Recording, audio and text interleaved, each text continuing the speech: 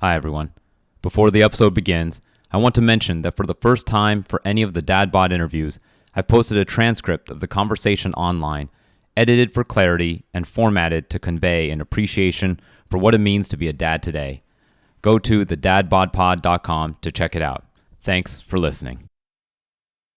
Sometimes I feel like it's not a magic show. It's me ringing a bell, in the audience. Like, hey, we don't know tomorrow. Like, I'm ringing this bell. Like, do what you love, man. Like, if you can do the things that you're most excited about, maybe, just maybe, you're going to tap into a version of yourself you didn't even know existed. And maybe, just maybe, you're going to sing a song that's already been written before you were born. And when you get to that place, all of a sudden we're planting olive trees. That's what we say in Italy. Like, we plant olive trees for the next generation, not for ourselves.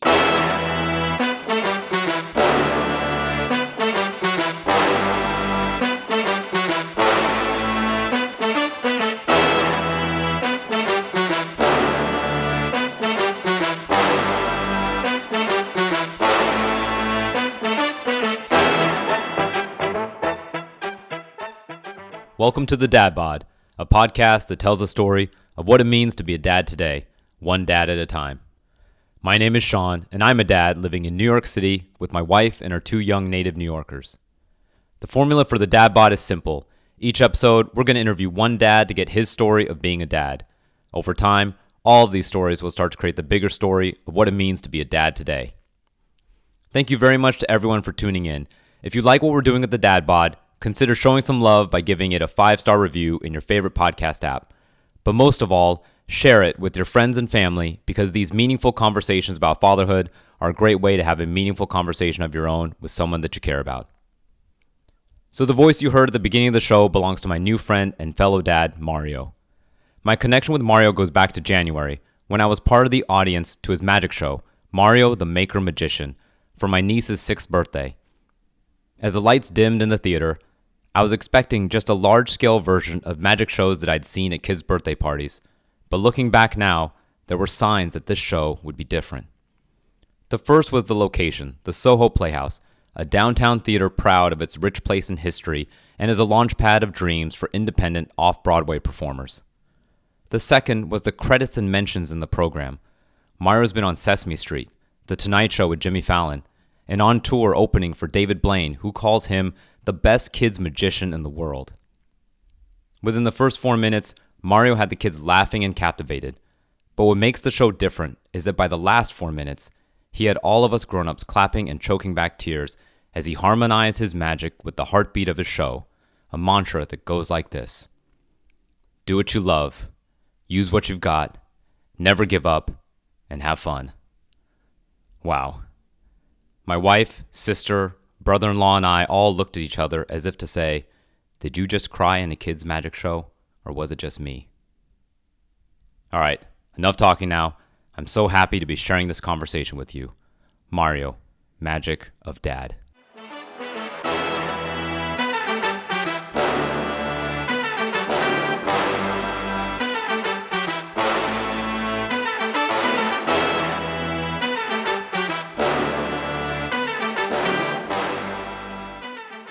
Hey. Hey, thank you so much for doing this. This is kind of amazing for me. I got to attend your show and loved it. My family loved it.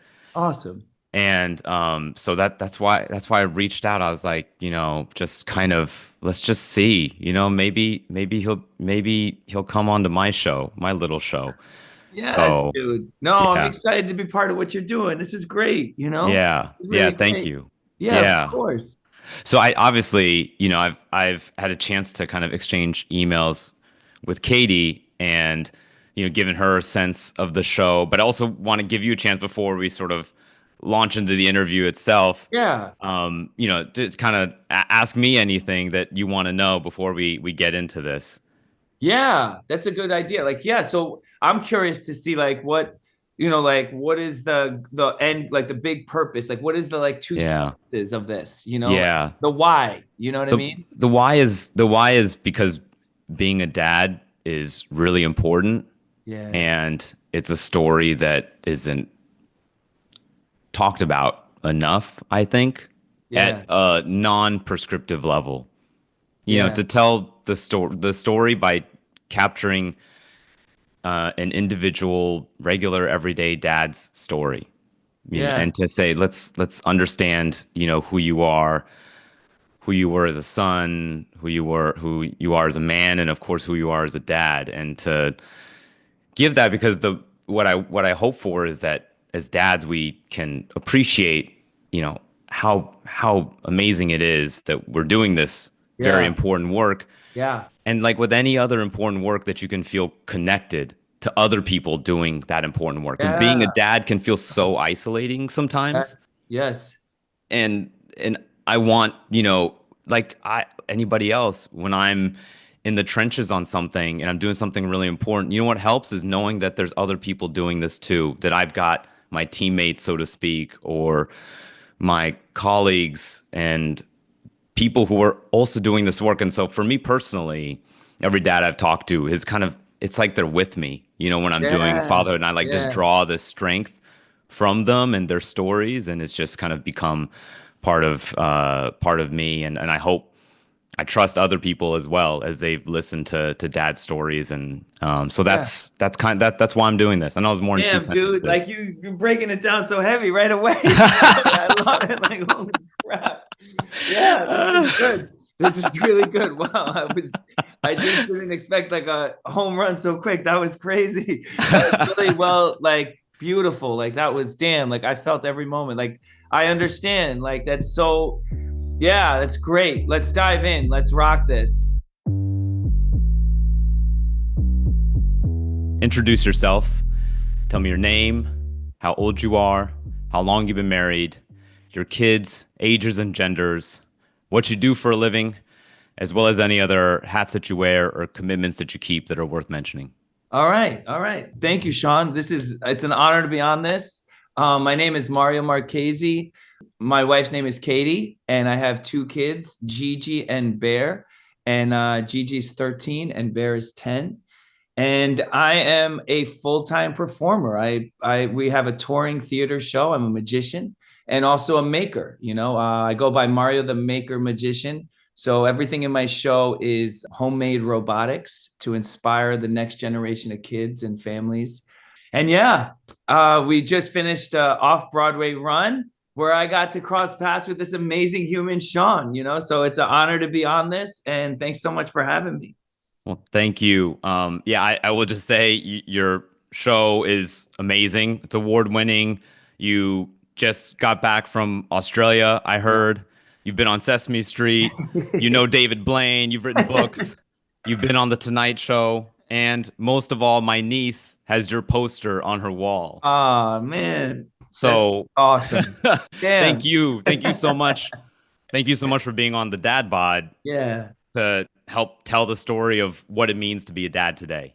So Yeah. I want to thank you. Want to thank you for that. And so, as you mentioned, your show is where I was introduced to you Yeah. and led Yeah. me to email your wife to see if you would be interested in coming on the show. And so, just going back to that moment where our paths crossed Yeah.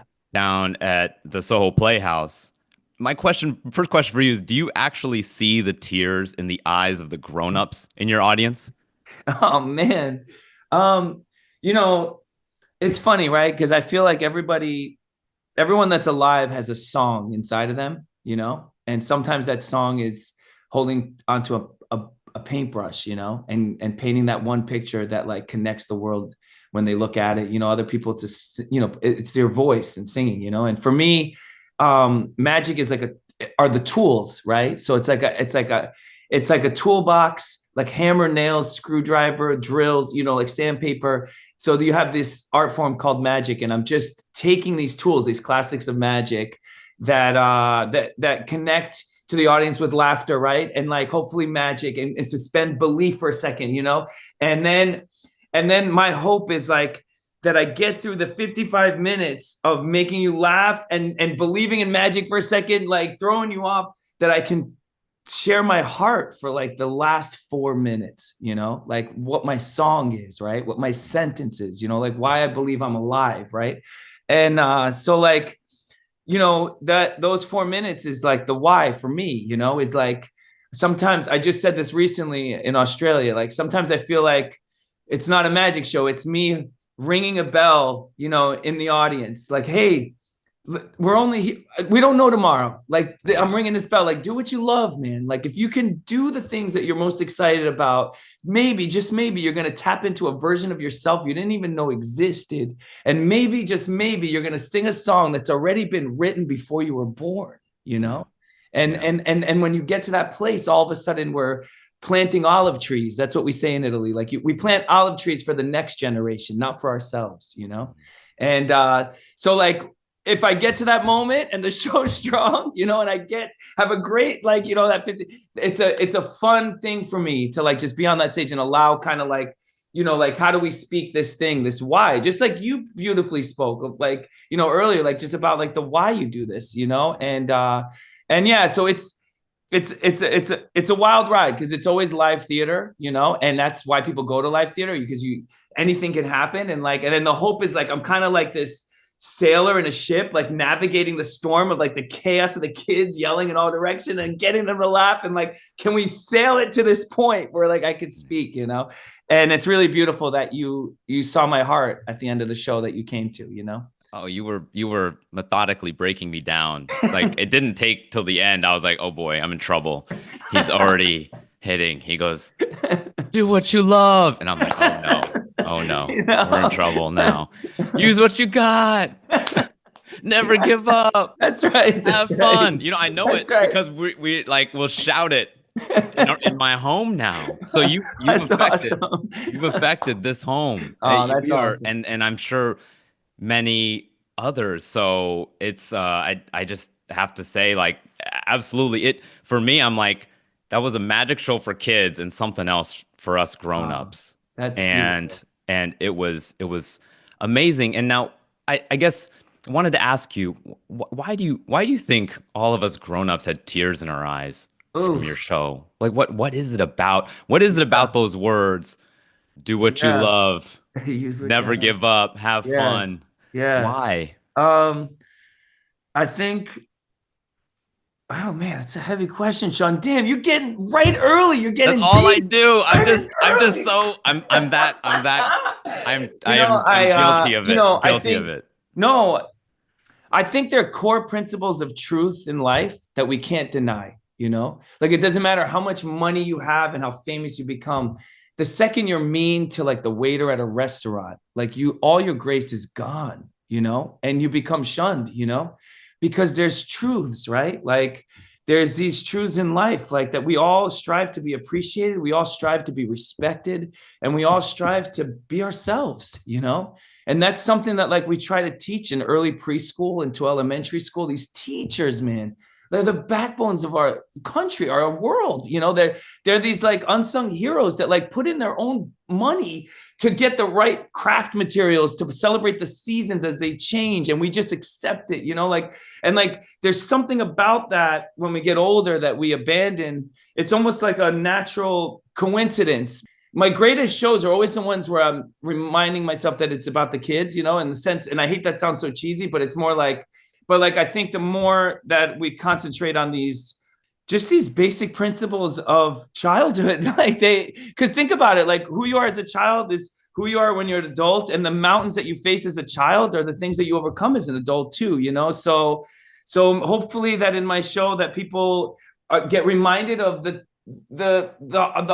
things that they overcame as a kid, and it goes back to the why again too, because the things that we were missing in our childhood, we fill those gaps as fathers when we have our own kids, and it's a beautiful thing, because I believe that like we want to do good, and that's part of like the past couple of shows I've been ending that in my show, that like the stars don't disappear in the daylight. We just can't see them. Just like the goodness that's happening all over the world right now. There's so many easy clicks on our phone for negativity, just anything that's slightly negative. There's something wired in our brain to like connect to it quick. And then we wonder why we feel empty, And so I think that's a big part of my focus too in the show, is like just a reminder of like the importance of being good, Yeah. Yeah. And I'll tell you that for me, what brought tears to my eyes, I don't think I technically cried, just for the record. It just looked like I had sand in my eye. That's all. So just for the record. But what got me is Yeah, that yeah. those words are reminding me of something that on a day-to-day basis, I forget. Mm, That's what it was. And it was like, yeah. oh man, you're right. Damn. And so many of us Heavy. are, It's heavy. just by virtue of Yeah. life and Yeah. lots of things that nobody can wrap their arms around. We're not doing the things that we love a Mm, lot of the time. yeah. Yeah. And to see you preaching this message and living it is maybe for some, they can say, oh man, why couldn't I have done that? But for me, Right. I was like, hey, he at least is doing it and he's representing us. He's at least doing it. Yeah. And our Yeah. kids get to see that. Yeah. And even if that may not be in the cards for most of us in the audience, Yeah. in a Yeah. very literal sense, but Yeah. it is absolutely in the cards for us as dads to pass that down. And so you felt Yeah. this kind of thing, you spoke to this thing inside me that was like, oh, wow. And it made me feel really good about the moments when I do access that. Like Yeah. the show, Yeah. this is me trying to do that. Yeah. So I I mean, just felt, yeah, just thinking about you, Sean, with this podcast, like the fact that you took these extra steps to create this platform to connect fathers just shows like, damn, I want to shake you, like, of how much of a good dad you are, like, because life is hard, right? And like, we have to be tough. So that's part of life, is like we get numbed because of like all the things that we're like freaking blocking, and then we're still trying to be good and just, so like the idea that you came around that circle, and now as a father, I'll tell you something about one of my greatest father stories in my heritage, my life. My father is Italian. He came from Italy in the 70s, with my mom. They got married in Italy. They came, and my dad came when he was 21. Like he was a stonemason, like super hard worker, and watching him work growing up, like really inspired me to never sit down, to always be making stuff. But was really interesting was when I became a father, my daughter was born, Gigi. It's scary, because like you see everyone, there's so many parents out there, but when it happens to you, it's like, it feels so powerful and like scary and like all these feelings. And like, but something happened that my mom, like after a couple months that Gigi was born, my mom confided in me on a phone call. And she said that my dad had been having a hard time this year, He said, but when Gigi was born, damn, this is going to make me break. And I got to take a breath. She said, when Gigi was born, she said, your dad said that he has a new reason to be alive, And I was like, damn, like my father never talks like that ever. He's like such a hard Italian New Yorker, But like that shifted our relationship, that our connection, that shifted everything, because it doesn't, all of a sudden my perspective of him is in such a new light because of this new life that's in our lives, right? In our midst. It's a beautiful thing becoming a father. There's so many moments like that amongst all the storms, right? That that give you the energy to get through it, Because at the end of the day, it's like I say in my show, life is not a race, it's a relay. We're remembered not by our achievements, but we're remembered by who we help while we are alive, That's awesome. And that sounds kind of stupid in American culture, maybe, or it sounds kind of on the surface like dumb, but like if you really think about it, like it's true, because our greatest moments when we're sitting down all alone that we're going to feel are the moments that we let go of ourselves to do something for someone else, and I know it's scientifically proven too, because I've been reading this book called The Book of Joy, and it's by the Dalai Lama and Edmund Tutu, and they speak about the scientific studies of even by observing kindness from afar, it affects your immune system in a positive way. And it's been proven. Just observing kindness, that's insane. Because sometimes I feel like in our society in America, because I travel a lot, we're in Australia, we're in Europe all the time, but especially in American culture, kindness seems to always be viewed as weakness in so many ways, And it's not like that in other countries.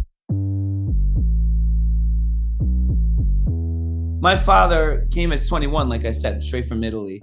And so like and I was born like at 21, like 21, like my dad's 21, my mom's 19, like, so, they're kids, man. Now that I'm older, like, and I see it, like they're kids. So like I'm the firstborn, like, it's like I'm in a new country. I'm an immigrant. Like I'm just trying to show the world, especially in New York, that I made it, and like they went from an apartment, my dad working construction for someone else for 10 years until like he's so good at it at stonemasonry that people are handing him like their contact info, like, can you come on your weekends when you're not working, and all of a sudden he starts his own business, quits this company, and watching, my father buying a first house, so on top of all that, being a father, like my dad being a father on top of all that, it was a beautiful and fascinating childhood. I grew up in a very vast, like Italian-American culture in Mamaroneck, New York, and Westchester during the 80s and 90s.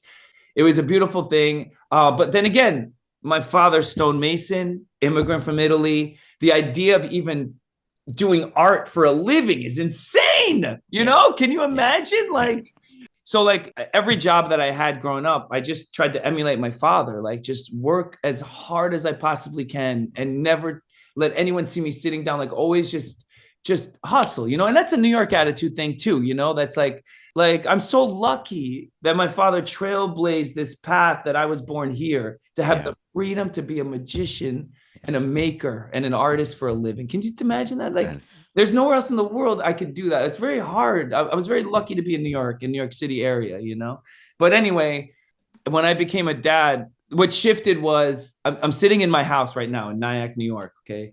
We bought this house for dirt cheap at the time because it was covered in carpet. There was 3 layers of wallpaper in every room. Even the bathroom had carpet. Okay. So, and it smelled when the realtor opened the door. She would say to us, just don't judge the smell. Like, look at the potential. The lady who owns this is 94.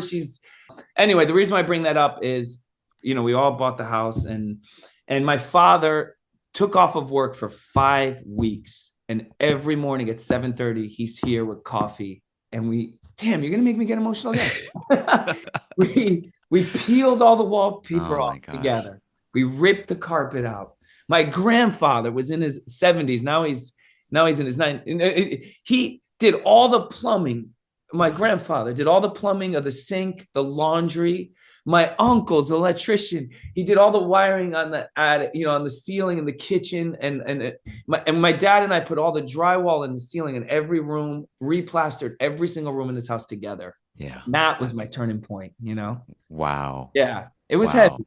It was heavy. And the pictures are beautiful. There's pictures of my dad with plaster on his cheeks, holding my daughter like 8 months on the porch, on the floor, eating lunch, like in between construction, So oh my goodness. And that's where my faith comes in too. Like, I just believe like in this thing bigger than me, that like, if you let go of the battle and allow whatever is bigger in your life, invisible, whatever it is that you call faith or whatever, I don't care.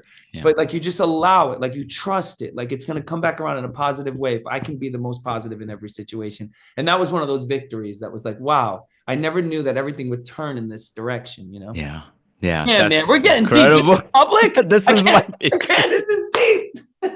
This is the show. This is the dad bod. You're really good at this, bro, because that's amazing.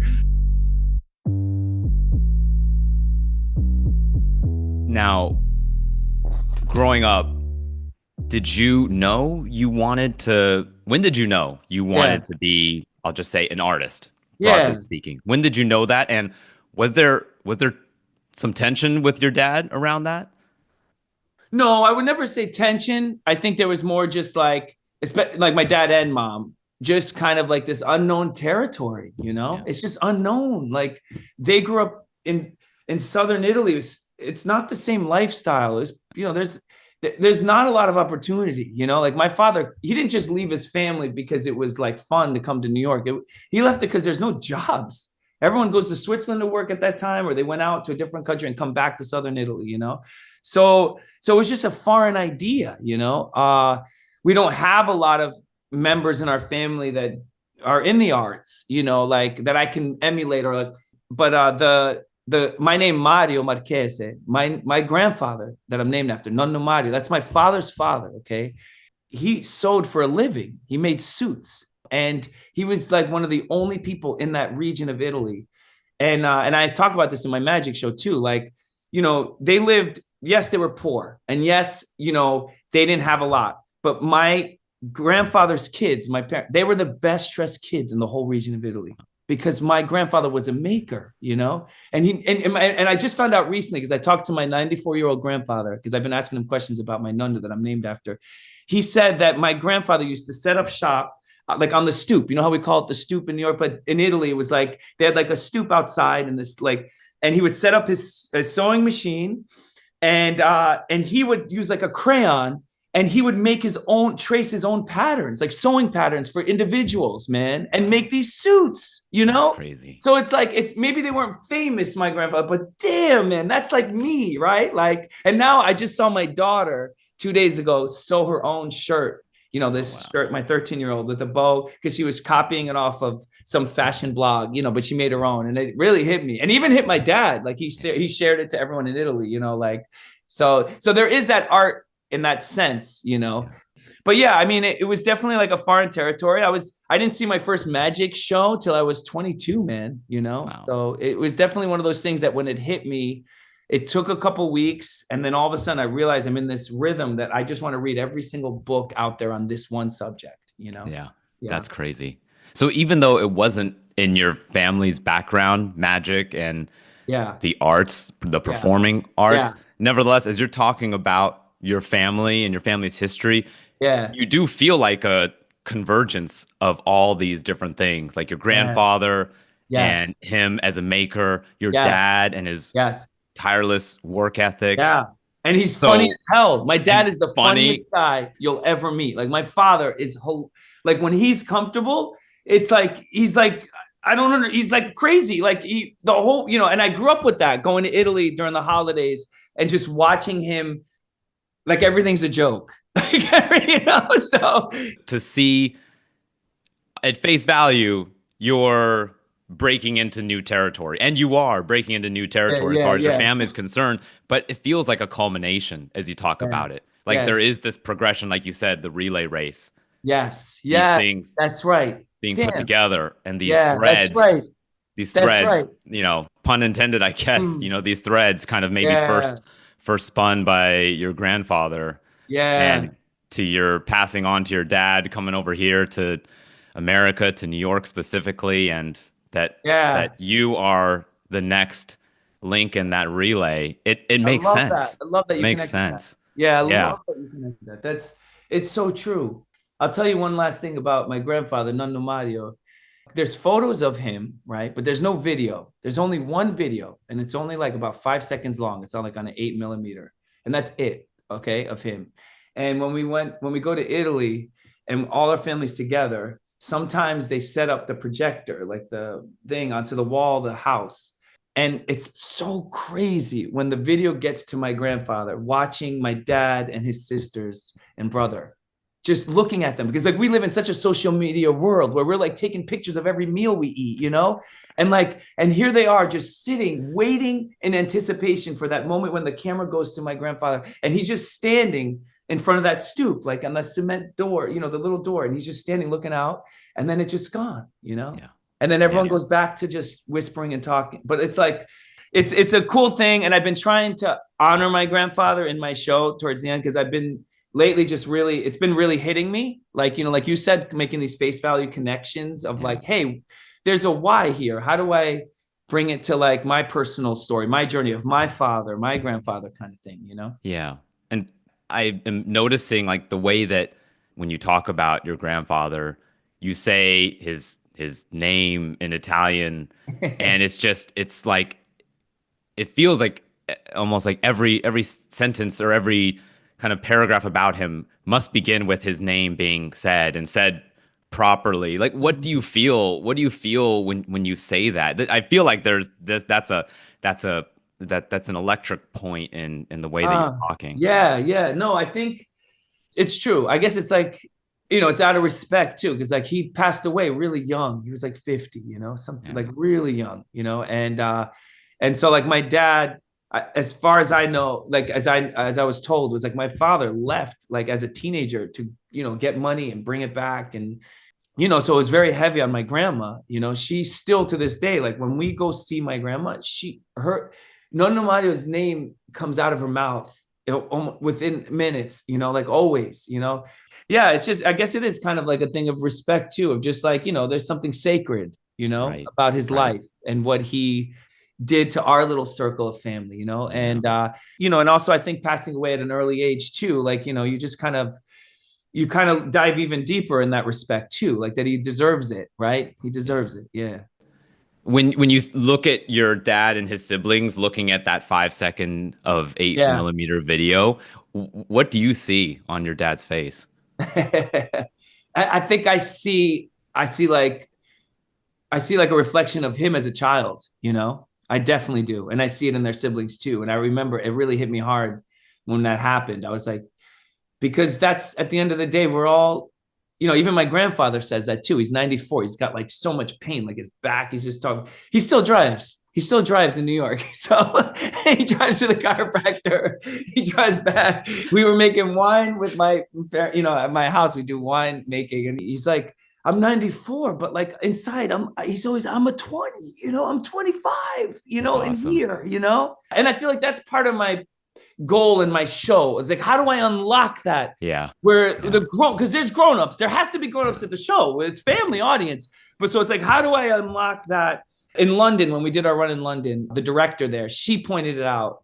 She said the moment that the parents see their kids laughing is the moment their shoulders go down and they start laughing.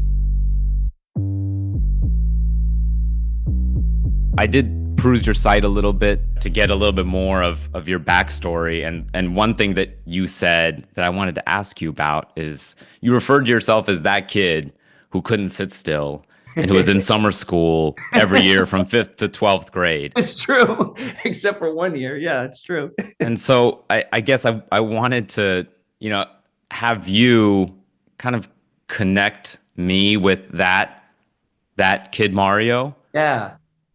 What advice does Kid Mario have for us dads in terms of perspective on how to be better dads? Yeah. Be patient, right? Be patient with me, you know? Like, I think patience is so important, you know? And I think that what hits home as a father too is like, there's so much on our minds, right? Between work and finances and like maintaining the house. Like, man, like just yesterday, like I picked up the phone with my mom, and as I'm talking, I feel water on my shoulder. I look up, the whole kitchen ceiling, like it's just pouring water down. I'm like, Oh what is no. happening? Oh What's no. doing the toilet? You know what? You know, my mom's like, okay, I gotta go. You know, there's just so much, you know, going, you know, and realizing like, just have patience, you know, Yeah. because kids act out not because they're jerks.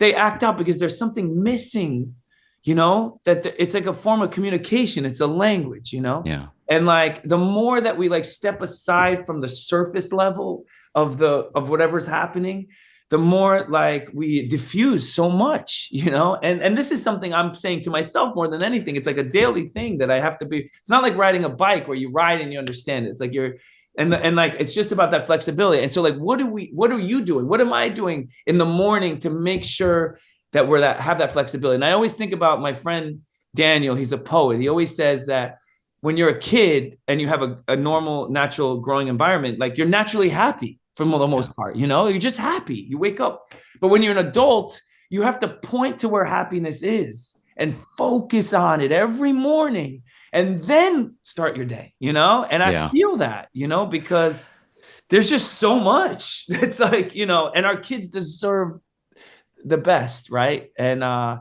before every show, I have this paragraph that I read before I go out on stage of just reminding me of like, why am I doing this? You know, so I don't waste the audience's time, like not even Yeah. a moment, you know, and it's all in that kind of direction, you know, that. Yeah. Now, for you then, as a kid growing up, like who was there anybody who you want to kind of give credit and thanks to for being patient with you? Yeah, of course. There's so many, you know, like, you know, obviously like my parents, you know, and my mom, especially like she is the gray side of my show. You know, she is my last 4 minutes, you Yeah. know, she is it. Like growing up with my mom whispering me Bible stories like every night, you know, like Yeah. patient. Like after she washed the dishes, she would put like a pot of flowers in the center of the table, and she said, "Let's draw it together. Let's draw Oh, it. wow. Just sit and draw." And I just, like she was always so concerned that like just to make sure that I had something, like I'm doing something, And so like, that early childhood faith, and just something bigger is like my strength as a grown Yeah. that I'm trying to pass to my children, Yeah. like, yes, like this, I remember, my kids say, well, this family believes this and this family believes in that. And I say, of course, like, Yeah. and that's the path they need so that they can get to where they're, but in our family, this is what we believe, and like, and that's okay. Like, but we need to have something that's bigger than us, that's invisible, that we need to tap into to help us through those times, and for me, that's how we teach in our kids, like whatever it is, the meditation, whatever it is. And that's been kind of like something that was passed from my mom and my grandfather on my mom's side. My nun knew that did all the plumbing. He's Yeah. He's a big man of his faith too, which kind of shaped my his kids, which is my mom and her sisters, and which helped shaped me now. And that's part of the relay too. That's awesome. And that's a beautiful thing of life, right? Is all these tribes around the world, right? Our heritage, where we come from, and like these stories that we pass on of faith, where like these mountains were moved or these battles were won, like so that and those are sacred to me. Those are sacred to us, to all of us, and I think it's part of our responsibility of where you come from to honor the names of those people. Because like we can't depend on others. Like it's our people, right? We have to honor those names. And that's what we do in our family. That's what we try to uphold, right? Just like you're talking about Nanu Mario, like it's, these kind of things, So you mentioned meditation. Do you have a family meditation? Is that something that you'd be willing to share? And it's totally okay if not. It's so personal, but it's even just the fact that you have a meditation, I feel like is really awesome. And I have so much more to ask and talk with you about. Yeah. I mean, I didn't mention it earlier, but we travel almost 7 months out of the year. We're in different countries and different places. So we road school our kids, we homeschool road school. So it's so important that like we have this backbone of all these safety nets built in to help us, and yeah, we have these, evening routines of just thankfulness, of just like, we tap into different like scriptures and different words that inspire us. It could be from so many sources. I think it's about my gut too. It's like, what did I feel throughout the day? Like if there's something, like, even if it's a stupid video, just to get the ball rolling, where we're reflecting, right? Yeah. Like a moment of reflection. Yeah. We're not going to bed yet. We're going to just all sit in the bed with the kids, like, and like just have this moment of reflection. Man, damn, that's so healthy. Just thinking about that. Like, even like you were talking about earlier with Mario, like, what is it, something that you would say, like, keep that time. My mom did that growing up, like that reflective time every evening that kind of helps us go to sleep. It's kind of like that honey tea or whatever it is that just, sits in your stomach in such a positive way, just to get ready for the next day, That is awesome. And I feel like what resonates with me so much about your message is that it runs so counter to what we are in the adult world always thinking about. Like we're so used to thinking about how to get something done, how to make sure I'm getting my fair piece, how to make sure that my kids, even when it comes to kids, the way we parent is very much informed by a worldly perspective and worldly things that are important from a worldly place. And I just think that what your show and everything that you've been talking about as an art form, doing that job of art and talking back to our context right now. Do you feel there's a particular aspect of your show and what you do and your message that you're like, this is especially important for me to be saying right now?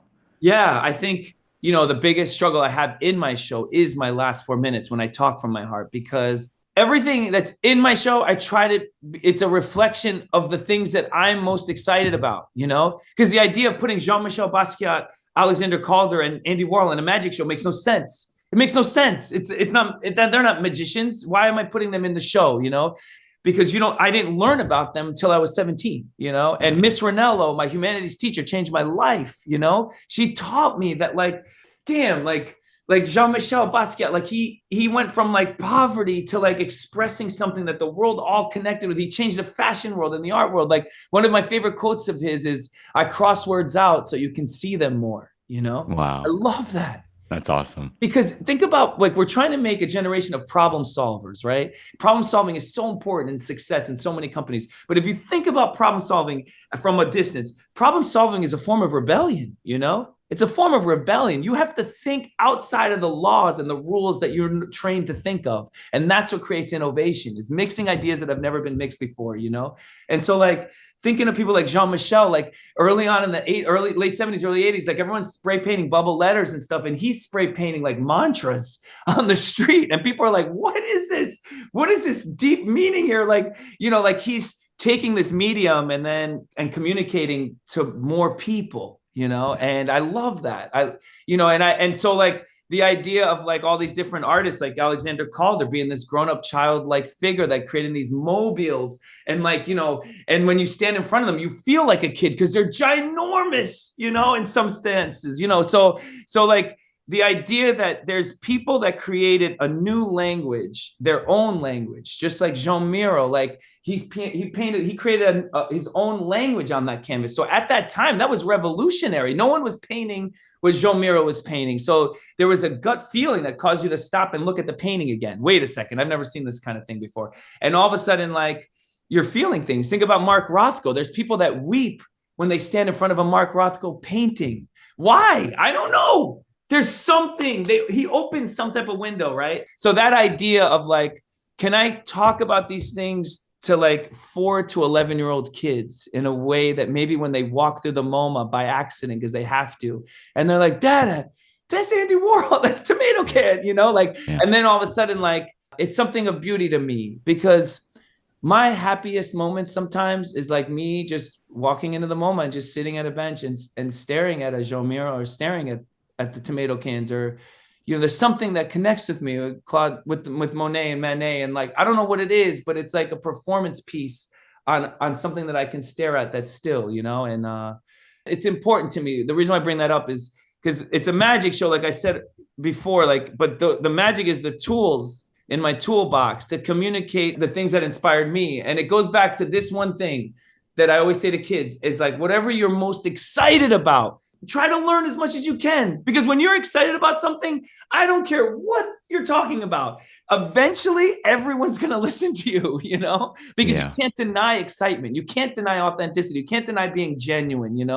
You see it even online on Instagram. There'll be someone who's like, just jamming the music and looking kind of silly. And then there'll be comments of people, haters, like saying, look at that guy, he looks like an idiot. And then there'll be a swarm of thunder of people saying, leave that guy alone. He's enjoying life. Like, so it's kind of like that. That's a truth that we can't deny, that again, that's what spoke to me in your show, is just this, being attuned to what excites you, what you love. And just to go to that a little bit, where you said, do what you love. And, for me personally, my personal journey, which obviously is still a work in progress, is just to understand what is my answer to that question is a tough one. And I think that has a lot to do with kind of my my childhood and how I came up. And I don't want to make this about me, but but I'm curious, because I was going to ask you, like, where absolutely. did you grow up, and like, I'm curious, like, and just a little bit, totally, yeah. And it might not make the cut. It might not make the cut of the show, but I'm absolutely, like, would love to share, just because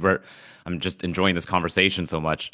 Growing up in Arizona, my parents are immigrants. I'm American born. And the pivotal thing for me was when my parents got divorced when I was 8 years old. This very, traumatic. Heavy. It's that age. Traumatic. Yeah. So I'm like, still dealing with that stuff. This is definitely not making the show now. You get me to do that. I'm just joking. No, but it's a powerful window, just to understand your history a little bit, because 8 years old is, damn, that's just, it's so young, you know, and Yeah, it's not like you're a toddler, like you're really no. understanding things, you know, and So I understood enough where yeah, it was this very like kind of perfectly terrible time for it to happen to a person in a way, but I'm also grateful for it too. You know, yeah, yeah, that's the way life is mysterious, right? Some of these right. things that are like the It is biggest pains, I can't imagine myself without them. right. So you know, at that age, I knew enough. I was innocent enough to feel like my world was like the whole thing was crushed. You know, your parents are perfect. Guess what? That's not true now. Like Yeah, I'm yeah, shattering that. Even though I had right. all this evidence to know they're fighting, Yes, they're just at each other's throats and just terrible. But to me, they were still perfect. of And then course. you know, when my mom sat me down on the bed and said, "Hey, we're getting, you know, we're splitting up." So then I just go into kind of overdrive.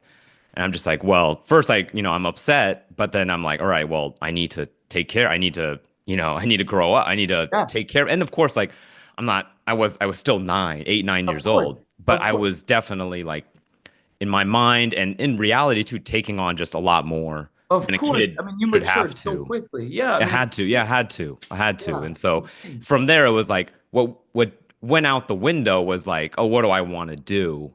I was like, what do I have to do? What has to be done? How do we avoid the next big fight? Yeah, How do we like get in front of this? How do we filter out? Like, yeah, so you're like mediating between your parents. yeah. You're this kind of conduit, and it's just like, you know, passing messages. So I think that for a long, long time, I still am like my sort of question about like, oh, what is it that I'm excited about and that I love is something Yeah. that's so buried. Like Mm, I don't think about it. I'm like, yeah. because I just for years since I was a kid, you know, I'm just like, don't think about it. That's kind of my, It and so shaped who that you are. I'm still working it out. You know, I was working it out last week. What a more amazing father you are because of the wars and the battles that you've Yeah, no, I'm and trying. the Yeah, appreciation that you I'm have for the trying. small details of Yeah, parenting that so many fathers miss. You yeah, understand what I'm saying? It's like yeah, that's the beauty, right? Like you're just saying, that's one of the mysteries of life, why it's a blessing, you know, because the yeah, things that I lacked as a teenager when I wanted to pursue being an artist for a living, I didn't know what, you know, and everybody at every side, like just yeah. degrading, like tapping me on the shoulder. When are you going to grow up? Like that's the fire of my show. Right, That's the right. fire in my Yeah, gut to yeah, make the best show. I'm literally building a 20-foot spring snake that's going to shoot out on stage next month. Like that's where the fire comes yeah, to like yeah. build something so stupid and crazy. Right. And like because if there is no fight, if there is no war, there is no song, right? Yeah, And if there is no song, there's no dance, you yeah, know? Like we yeah. have to have that. And that's the hard part of the arts, you know? That's the hard part is like we all want the beautiful song, but we don't want to walk through the fire. As far as like that fire you talk about, Yeah. you know, that's so interesting because your message is so positive, Right. and but there is this fire that's part of it. Yeah. There's the chip on your shoulder. Yeah. I'm sure there's the voices that, like Michael Jordan, you Yeah. probably saved those words of people who told you you couldn't in the Yeah. past. Yeah. And they may even be people that you love dearly. That's part of 100%. it too. And 100%. but the it's not them per se, I imagine. Right. Not them per se.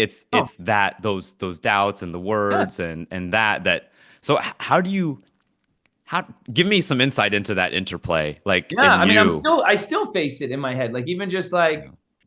I've read some quote recently about that. I don't know where it is, but no, it was just about like how you're like $1 million to one person, and then you're to another person, they look at you like you're poor, you know, like it's just the way it is. Like you're super famous in certain areas, and then other areas you're nothing, you know. And I read it, and it was so refreshing to my body and mind, like that to release this expectation that like I have to be something where everyone sees who I am. That's a lie, you know? Like it's, you know, like being yourself actually does the opposite sometimes. You're separating yourself from all the labels that everyone has. So when I decided to pursue magic full time and all this stuff, I'm actually isolating myself.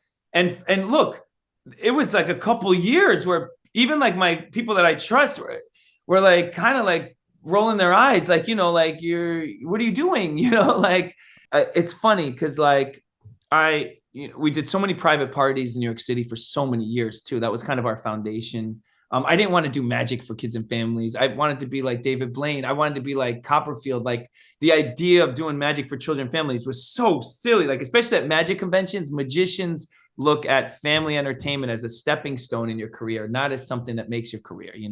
The big gold nugget in magic sometimes is, the magicians that do the corporate gigs, doing the Google gig and the Apple gig, and they can brag about it. But doing like stuff for children and family just seems, so I had all that coming against me too, Yeah. Even in the field, you had yes, people who would hate on you. I can't even like I have someone in the here. field, like the David Blaine of kids magic or friend, like that I could look at, like, this is, but so on top of all that, I'll be honest, like I ran away from magic for kids. What my fire was in my 20s was I want to do what I love. Okay. I watched my father growing up. I watched him, like how exhausted he was. Like I watched him trailblaze this relay, talk about a relay. And so what was beautiful is I met Katie, my wife, when we were dating, and I didn't tell her I was a magician for 3 months. What does she think you did? So embarrassed. And like, I'm like 24 and I'm just doing little kids, like birthday party stuff. And so one day, like 3 months in, she was living in Manhattan too. She was living in downtown. And one day she had to drive me to a birthday party. And so like and I had my magic stuff and she said, so you're a magician? I was like, yeah, whatever. So she went to the party, was like in a school gym, and she came out and she's like, you're a effing rock star when you're with kids. Do you understand? Like, wow. You're freaking amazing. And I was like, what? I was like, no, like, you don't understand. We don't do kids magic. Like kids magic is for low. Like, so there's so many levels, like my family, like friends, like this is not a living. The magicians, at the magic club, like this is not a living. But what I was trying to get at with my dad was the fire in me watching my father was, I want to just do what I love for a living, Yeah. That's all I want. Yeah. Like watching my father was like, that was what I realized was like, no matter what I do, I want it to be something that I love, Yeah. And so that moment when Katie said that, and I'm pushing that away, there was this crux that we're entering because Katie has a job, administrative job for a furnishing company. I'm a teacher's aide at an elementary school, and we're barely paying, this apartment. And she's like, I'm going to quit my job and try to do shows. Like we're going to do shows, like kid shows. Cause I was working for an agency and they were taking 60% from every birthday party I did. So it was insane. But what I'm trying to say was that fire of doing what I love and the love for magic, the fire of doing what I love was bigger. And I reached a point where I just said, you know what, if this is, what it is, we'll do the kid stuff and I'll quit because I had so many birthday parties with this agency. I quit it with Kate. I quit my teacher's aide job, and it was in September. We quit our jobs, and Katie was just emailing everything she can, like schools, everything, and I surrendered with kind of like a chip on my shoulder, like kind of angry about this whole children's thing because of all the labels that I was told, and having no one to look up to. Like there's not a standard here. And long story short, for 2 years, I fought this whole kids magic thing as we started paying our rent and we started having less roommates too. But after 2 years of fighting it, like I just let it go. And I realized like what I'm fighting is the very reason I'm alive. You know? It's my song is in there. Oh my There's gosh. a song inside there. Like, and once I realized that, it's like, like in Indiana Jones with the sand, like you pour the sand in and you see the shape and you can walk across the cliff now, it's like, there's something here. Like, I don't see it yet exactly, but, it's funny because 2 months before I did a daycare in Long Island in this like kind of like in this poor neighborhood. And it was this daycare. And I told the woman, she was so sweet to me. Like I used to do the daycare every year, that I'm going to quit my job and I'm going to do magic full time. And she walked me out after the show, grabbed me and Katie. She grabbed our hands and she prayed for us, you know? Oh, wow. Yeah, it was heavy. And it was like, I had a dream. I'm going to be heavy right now. I had a dream about all this, you know, afterwards, but just to give me the strength to let go. And so, yeah, I mean, there was moments there, right, that fed me to get me through the storm, because there was a big storm of 2 years of letting it go. And then on top of that, once you realize this stuff, big whoop, welcome to life. You got your 20s and 30s. Right. Yeah. Becoming a dad, you know, but, you know, these were the pivotal moments that kind of slowly directed to where you saw me now, you know, so many years later. I mean, this is like 17 years later, 16 years. Yeah. Yeah. That's amazing. A couple things I observed there as you're talking about it was the relay metaphor. You see your dad working so hard. Yeah. And it's interesting to me that your take is, I need to do what I love. And that I love that, because I think oftentimes we think honoring the past is imitating the past, but it's not that. In your case, you said, let me take the baton from you and do what this next leg of the relay is supposed to do. It's not supposed to be an imitation of the previous one. It's supposed to be something that picks up from the previous one, and in that way honors the previous one. Maybe that's about doing something that looks very similar. Yeah. Or maybe it's about doing something that looks very, very different. And then the second thing too is like, thank God for Katie. Yeah. I mean, Katie is, she's like after 2 years with Philip, with this agency, they saw that we were quitting our jobs. And so they, in a panic, sent an email to Katie and I to pay me a yearly salary, you know, and they put this number, like, I'm going to pay you this amount. And for me at that age, I was like, oh my gosh, Katie, like, I'm going to do it, you know? And it was the stipulation was that I can book you as many shows as I want, you know, and you're just going to have to go, but I'm going to give you this yearly salary. And Katie was so mad, you know, she's like, you're going to take what this guy's giving you and all this hard work. I give my job. Like, I'm believing in you, you know? And she always like kind of turns my head in the right direction. And I didn't take it, and we quit. And there's so many moments like that over these 16, 17 years where I was too afraid to raise our rates, you know, like when we're doing the private parties. And as we got to like higher level private parties, and Katie always pushing the button every year and a half, like raising the rates and not telling me, because she knew I'd get more nervous knowing that we're charging X amount, right? And that, you know, right. And like, and even to the point with like pushing into school assemblies, and then like, and I think that's one of Katie's joys and strengths, is like this whole underdog thing of like, we're representing children and family entertainment. And we're, you know, and we're trying to break into the theater world. And it's like, there's so many obstacles of like people not wanting, even the New York Times, when we did our first off-Broadway run, you know, it's tough to get a review, you know, we're like, you know, it's off Broadway, but it's still kids and family. Like, it's not like they're going to give you this big, you know, window, but man, like Katie just communicating and like, you know, and just connections and stuff to get people to just come in and see the show. And, you know, so, you know, there's, it's a wild, Katie's the backbone for sure. Talk about fire. That's good on the website. She does everything, the social media, the photography, the Instagram, you know, she's just the brains, you know? And so we're a good team. And I love that along the way, as you're talking about these different points, like the fire that she brings, the fire that is burning and saying like, no, like you have to believe in yourself, and also shining a light on where you need to go. I just that's just awesome. As a father, you know, it's like, how do we instill that in our kids, you know? Right. It's like that's the challenge, is like, and you know, my son Bear, he's 10.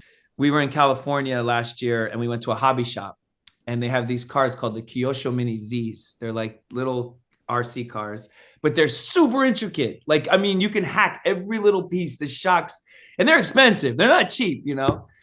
And I don't know what happened that day in my spirit, my gut. I'm like, you know what, man, let's just get 2 of them, you know? And Bear's like, what?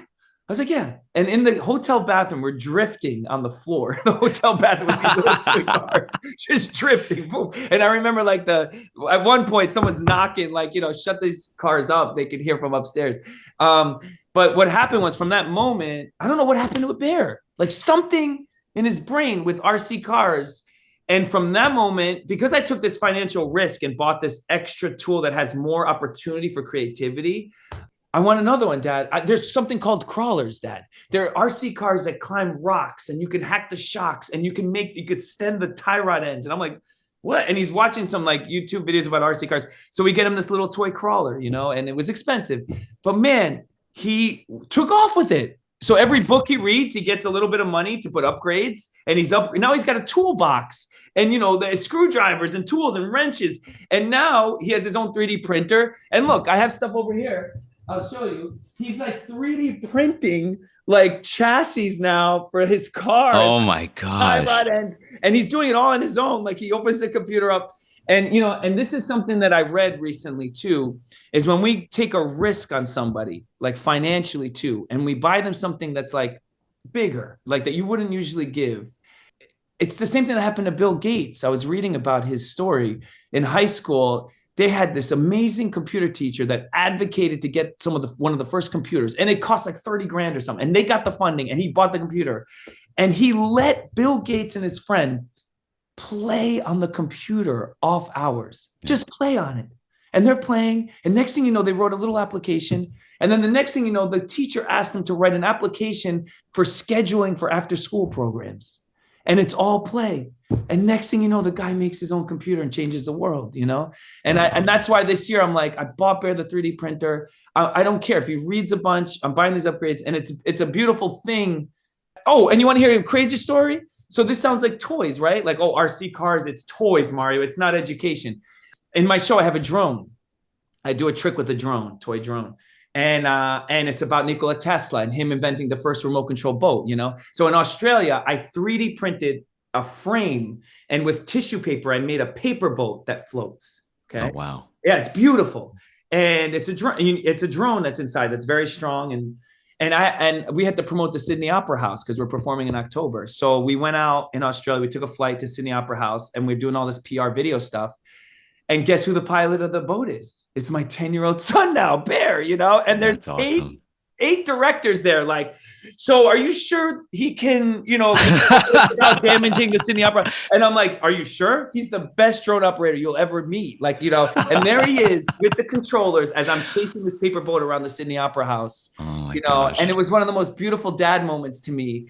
And it's just a great example of let kids chase their excitement, you don't know where it's going to lead you, man. You just don't know, I didn't know that months later he'd be there at the Sydney Opera House controlling this drone in front of all these directors and the creativity with 3D printing now and making and hacking and so it's I'm learning as a father, right? Like these doors, right? I'm sure you are too with this. Yeah, no, my kids blow me away. The things that they do. I'm just like, wow. I'm so like just happy to be making the sandwiches while you do that. That's so cool. I'm like, keep going.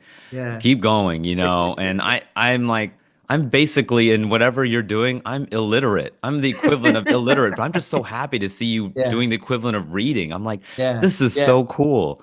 And so, that just goes back to like what you're talking about, the relay of life and passing that baton and you passing it on to your kids and all of us dads passing it on to our kids. And Mario, I just want to thank you in closing for doing this relay with me. You actually passing a baton to me, so to speak. I feel so just lifted and encouraged by this, just as I was with your show. So I just thank you so much for being on the Dad Bod and helping to tell the story of what it means to be a dad today. Yeah, Sean, it was an absolute honor to meet someone like you that's holding this baton right now. And I can't wait to cross paths again. We will. Absolutely. Thank you, Mario. Okay.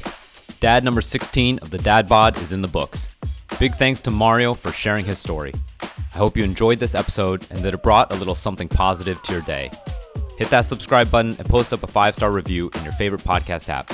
But most of all, share the Dad Bod with people in your life that you care about. Thanks again for listening.